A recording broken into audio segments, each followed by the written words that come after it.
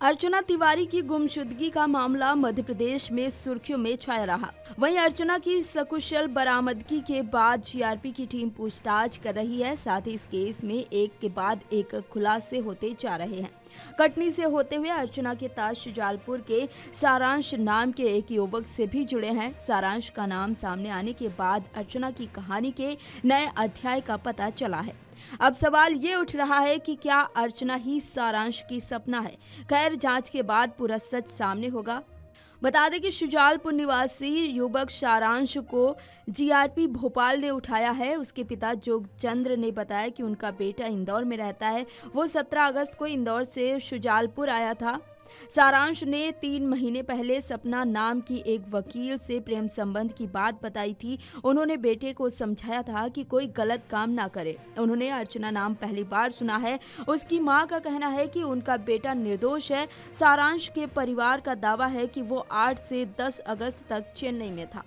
क्या करता था वो, कहाँ रहता था, क्या क्या घटना था? वो सर इंदौर रहता था।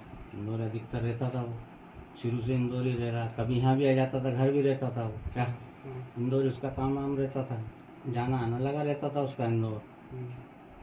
कब आया था वो आखिरी बार और क्या बताया था उसने? वो आखिरी बार अपना कब आया था?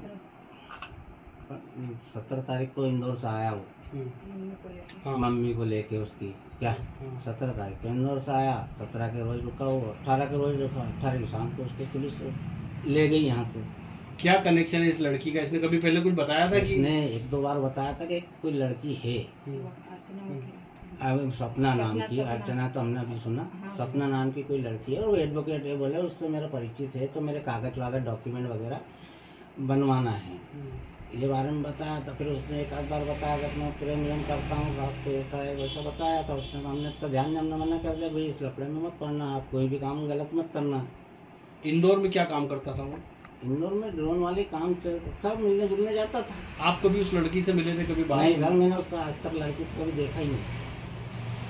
मेरा उस लड़के को कभी देखा ही नहीं। मैंने न्यूज़ में भी उसको 4-5 दिन बाद देखा, वो भी खुल गई न्यूज़, अपन देखते हैं यूट्यूब। हमको उसको मैं जानकारी नहीं। और जब हमारा बच्चा हमको बता रहा है कि हम यहाँ हैं, तो हम उससे कैसे शक करें? पुलिस ले गई। उसके पहले सारांश कहाँ गया था, कुछ बताया था उसने? नहीं, यहीं तक घर। 17 तारीख को शुजालपुर आया था, उसके पहले वो कहीं बाहर गया था ऐसा कुछ? इसके पहले वो है ना चेन्नई में था।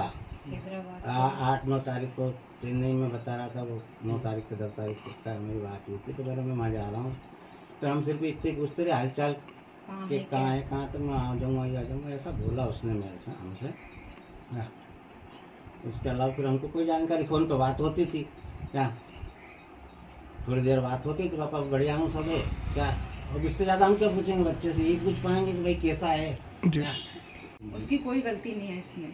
कब आया था, क्या काम करता था? वो ड्रोन का काम करता था। ड्रोन में एक्चुअली 17 तारीख को हम दोनों माँ बेटे साथ में ही आए इंदौर से। इसके पहले कहाँ गया था, कुछ बताया था उसने? इसके पहले इंदौर गए थे। इंदौर से पहले वो 8-9 तारीख को कहाँ, चेन्नई, हैदराबाद, बस यही हमने फोन पे पूछा तो हमें यही बताया गया सर। कभी किसी लड़की के बारे में कुछ बताया उसने? हाँ, उसने 3-1 महीने पहले सपना एडवोकेट सब बताया था उसने कि वो लड़की में उससे कागज वागज के काम करवाता हूँ।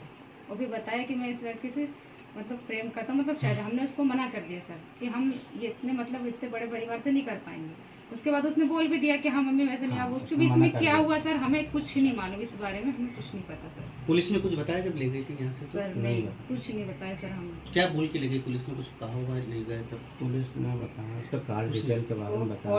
कॉल डिटेल निकली, हम इससे पूछताछ के लिए ले जा रहे हैं। अच्छा, पूछताछ के लिए जा रहे हैं, यही बोल के ले गए सर। बता दें कि शुजालपुर से अर्चना तिवारी की गुमशुदगी के मामले के तार जुड़े हैं। भोपाल जीआरपी पुलिस ने शुजालपुर निवासी एक युवक को हिरासत में लिया है और भोपाल ले जाकर पूछताछ की जा रही है। जानकारी के अनुसार मामला प्रेम प्रसंग से जुड़ा है और गुमशुदगी की कहानी युवती अर्चना तिवारी ने ही रची थी।